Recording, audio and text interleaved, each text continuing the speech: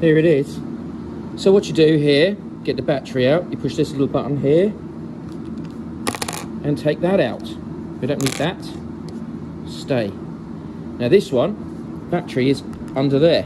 So whether you can see, you can get and pick that off, and out comes a battery. It's pretty simple, really. And then you get your new battery and slide it in. Get this little bit